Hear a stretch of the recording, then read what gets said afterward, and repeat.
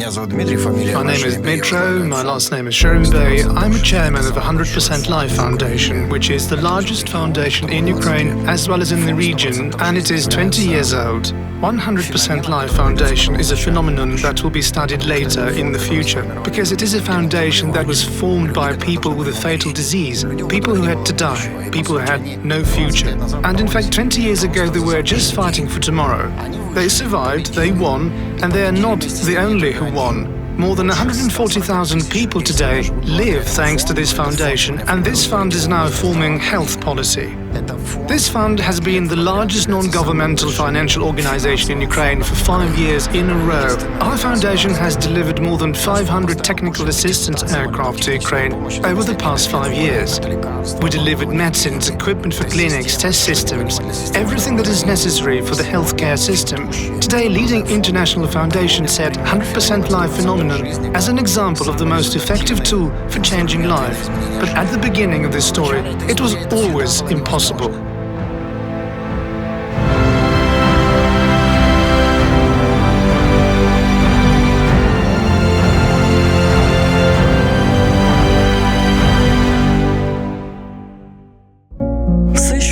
Everything that started on February 24 from the morning, well, for me it started at 5:40, it was all impossible.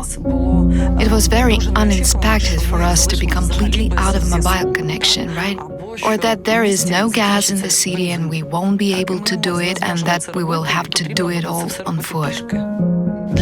For HIV-positive people, anonymity is a major importance. Anonymity equals security.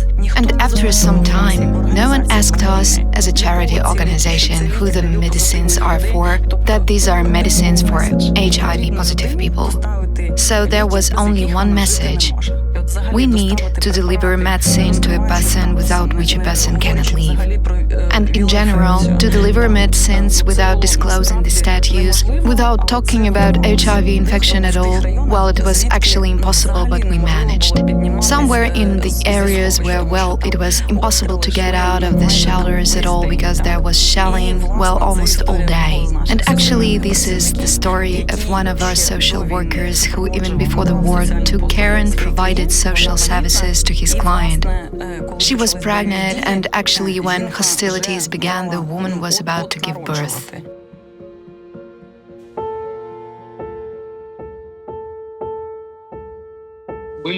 While we were at home, we went down to the basement, but then we decided to go to the bomb shelter. There were explosions, there were sirens, it was very scary, because I also got a temperature there. And that's why I gave birth on the 35th week. It was already so much in the bunker. There was no light. It was impossible to feed a child. Did laundry on the street. Had to boil it all on the street, and it was very scary to go out from there. Because when I went for the medicines for the first time, when I went out, a plane was flying. There were people who helped to take me to the hospital under the shelling. 100% Life, an organization which helped me a lot, because they gave me clothes for the child and a lot of things, and so many kind people helped. The main thought was to save the child. Mom fought for her life. She needs to be healthy. This is the most important, and there was peace at last.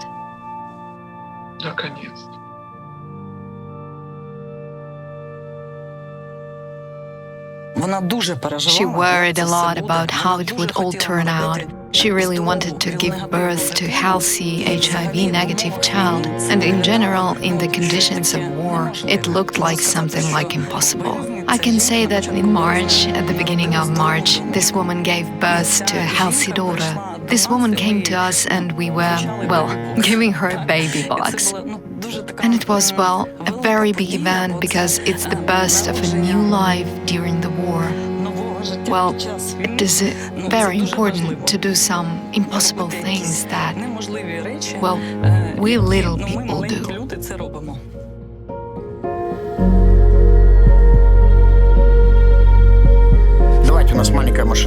Let's have a small time machine. We'll go 20 years back in the history of Ukraine. We'll wake up in it, in a country where the word AIDS is equal to death. A person who suffers from this disease, a person who, well, he must be burned at a stake, and absolutely everyone hates them. So it is such a national phobia. And you have task before you to persuade people to be tested in order to try to build their lives. It's really an impossible task, but it had to be solved because hundreds of thousands of people were walking with this disease. They were dying. The epidemic was developing. And I'm one of those people who got this diagnosis more than 20 years ago. And I believe that we have successfully managed with this task. We have instilled a culture of taking care of your health. Today, more than 140,000 people are taking antiretroviral therapy, and hundreds of thousands are being tested for HIV. Our main task is not to make people just to take tests. Our task is not to make people just to take pills. Our task is to ensure that they treat health as an important asset that requires self-care. This asset enables us to go as far as possible in life. And this is the culture we instill in society. Taking care of your health is also taking care of those you love. Their safety is your safety too. And this fundamental value lies in the heart of all our programs, to protect and fight for life.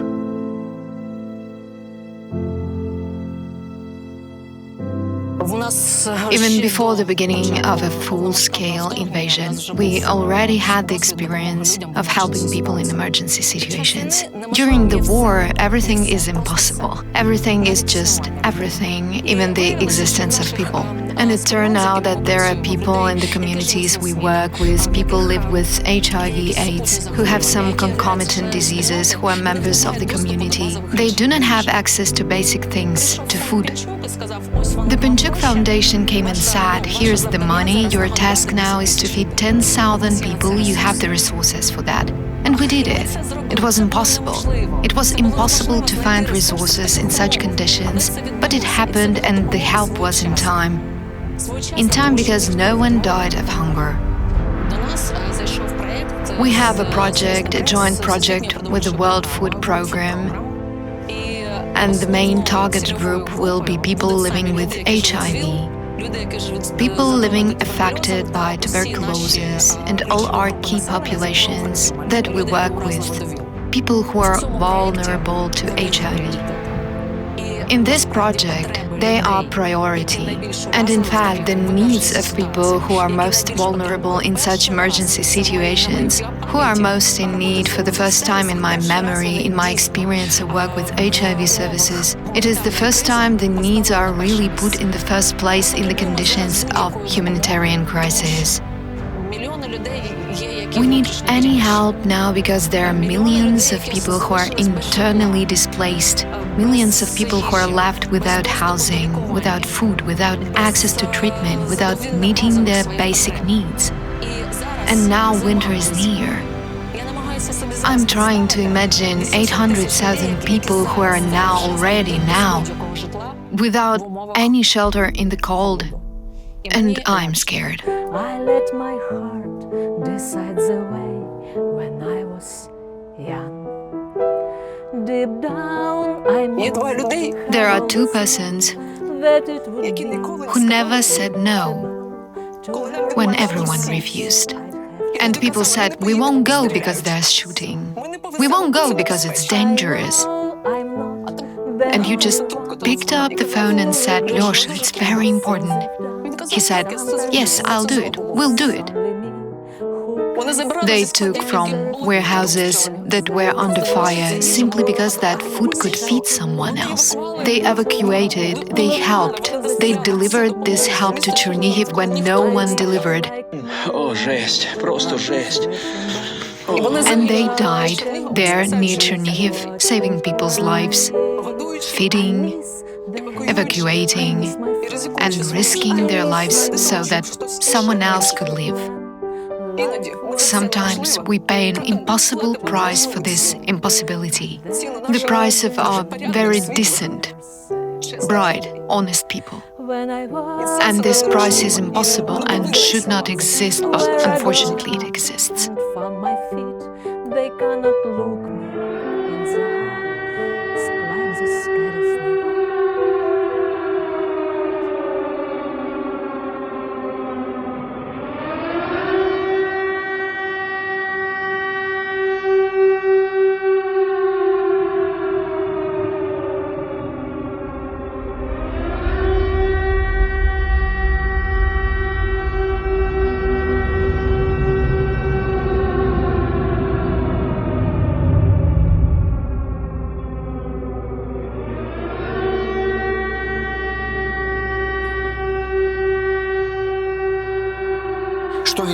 What changed on February 24th? A few important things for any person, organization or foundation. There are always key moments of testing your values, who you are, what you're made of and what you're capable of. I'm very glad that the civilian sector in Ukraine, no matter what danger came and showed their weapons, stood up and went to fight. Our foundation was no exception. Throughout Ukraine, in every city where our foundation is located, all representatives of our organization began to work around the clock so that we ultimately won. The war proved that the name of our foundation is our DNA, and we do not betray our values, and we are ready to fight for them to the end. It is sad and scary that at such an incredible cost, we're proving our fundamental commitment to the fact that life will always be our number one priority, no matter the threat that comes to us.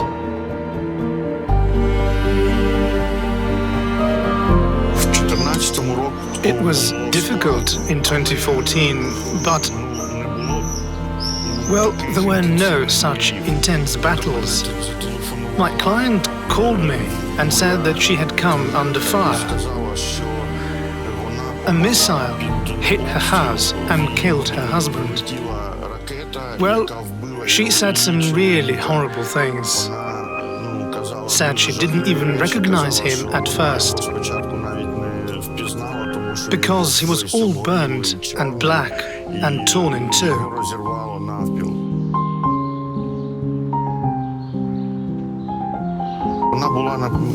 She was on a methadone program and she ran out of meds. She felt sick and bad. Abstinence began and she has a child with her. She was on the verge of a moral breakdown. She was already saying, "Alexei, if you don't promise me that you will take me out, then I will simply go with that child to the roof of the house, some tall house, and throw myself down with her, because I can no longer." We were hiding. First we were hiding in the corridor, and then in the basement. And the husband went out for bread. Not for bread, really, well, he went to take out the garbage and that's it. Just wrong timing and the rocket killed him. We couldn't leave for a long time from that city. An organization helped me called 100% Life, and also the organization WAVE. Alexei Kvitkovsky. He always helped us. He helped us in the city when we needed help. I'm now safe with the child, although for a long time it seemed that it was, that this was a dream. God save anyone from experiencing this.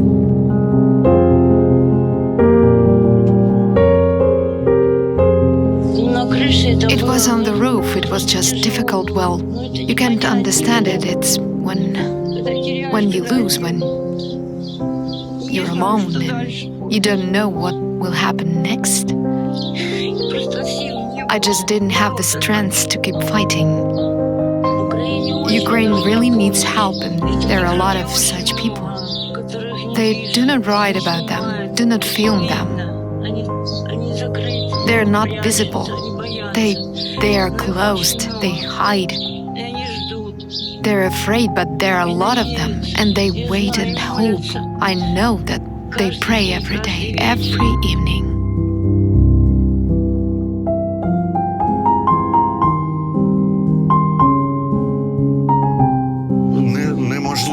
It was impossible. It was impossible to leave her there. And already here, we faced with the challenge when we were actually helping people to survive. We were not just saving their health, but we're saving people's lives. War is scary for me and for others, because real people die because of war. War breaks everything. I saw in the news that my school was bombed. I would like the war to stop.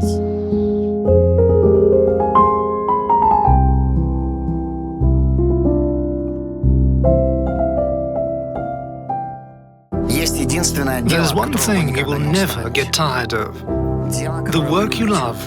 Of course, you'll be physically tired. You will probably get tired emotionally. But you will always get up with inner strength to go forward. And imagine for a second that you're doing what you love, or you love life. Conceptually, you won't get a moment of fatigue from this process. And when you achieve a result for the sake of those who are dear to you, this is the most important feeling that we experience. Regardless of the way we have passed and the time we've spent, we will always experience the feeling of happiness that something has changed in their lives. We deal with protecting the rights of key communities such as LGBT, and not only, but all key communities in relation to HIV infection. And also apart from that, I was actively engaged in public activities that are not only related to the LGBT sector. I wrote analytical articles about the impact of Russian propaganda on Ukrainian society for mass media. Российских войск на Украине нет. What America is officially calling a Russian invasion of Ukraine. This is a Russian invasion, the U.S. says. It has no doubt these are Russian forces roaming the roads here in Ukraine. In fact, impossible is a word that follows all my social activism and all my social activities. I thought it was impossible when the war in Donbass started, that we would be able to stop the advance of Russian troops, that society would be able to react to this situation in such a way. I thought it was absolutely impossible that Ukraine would make such a furious resistance, that we would see such a unity not only of public society, but of the entire nation, which came to the defense of our country. Until February 24th, I considered my publicity impossible, because I cannot say that I ever hid my sexual orientation, but such openness in this matter is actually another sacrifice I made for the benefit of Ukraine, because we clearly understand that this message is important for many, especially in Western society.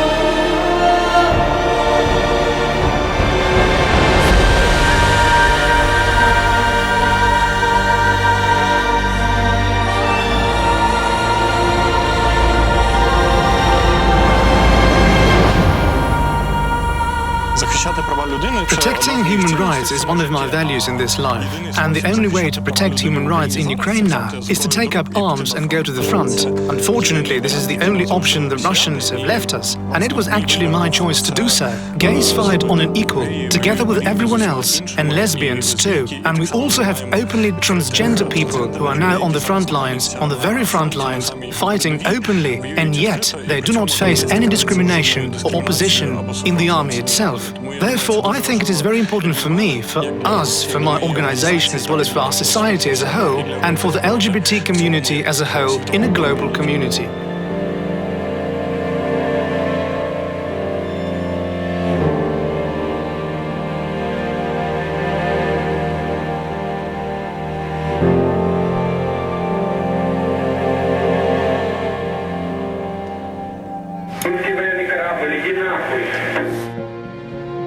The results that we have achieved as a civilian sector over the past 10 years are unique in terms of their concentration, in terms of their scale, in terms of their effectiveness. The means that we used were really extravagant, and it was frightening to many.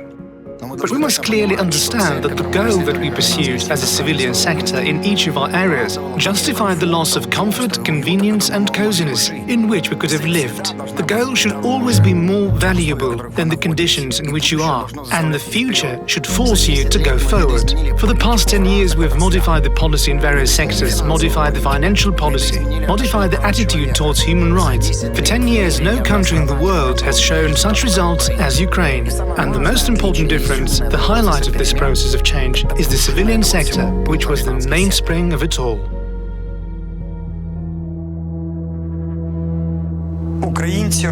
Ukrainians do many impossible things, and reforms are those impossible things that we constantly do. Corruption in Ukraine is a key goal of any political process. This is what all politics is for. On the one hand. On the other hand, corruption is a key tool of this policy, not only in the political and electoral process, but also in the managerial and administrative process. And it seems impossible to change the foundation on which a country of 40 million lived for 20 years. This impossibility is not just a difficulty, it's not just a danger. It's when you're a small group of people fighting against a governmental system, and the fight against such a machine looks really impossible.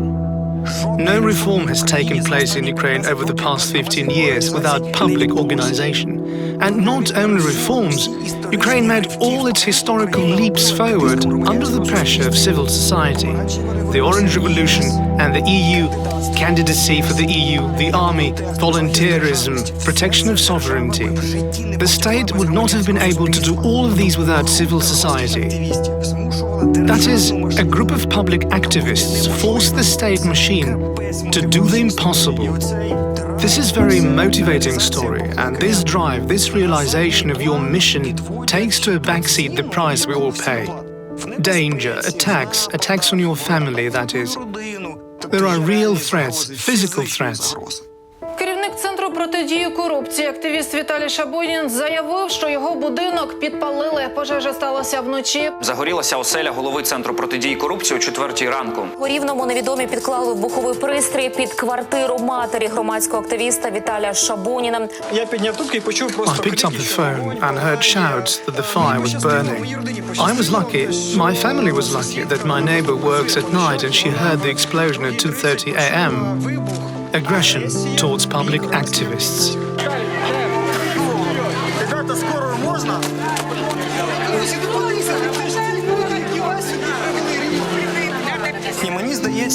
And it seems to me that it is normal and valuable when your neighbor lives well, and he wants his neighbor to live just as well.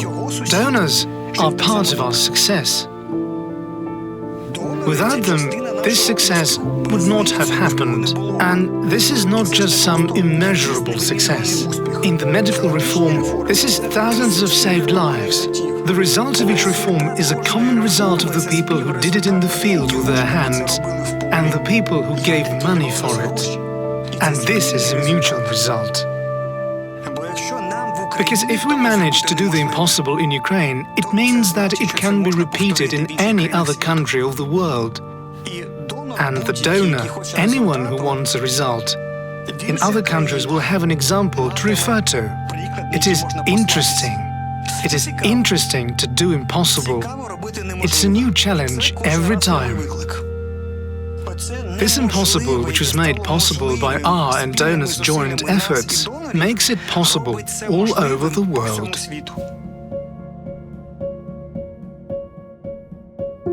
The impossible stands near the miracle.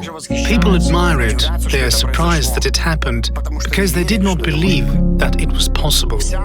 Our whole life of our foundation and life of every activist in Ukraine and in the world is a story about the impossible, which ultimately is like a miracle. I'm grateful to all donors, all partners and all people who believed in us. believed that we can do the impossible, and therefore all of you are the part of the miracle that you see, and part of this impossible. Donate to impossible. Donate to impossible. Donate to the impossible. Donate to impossible. Donate to impossible. Donate to Ukraine.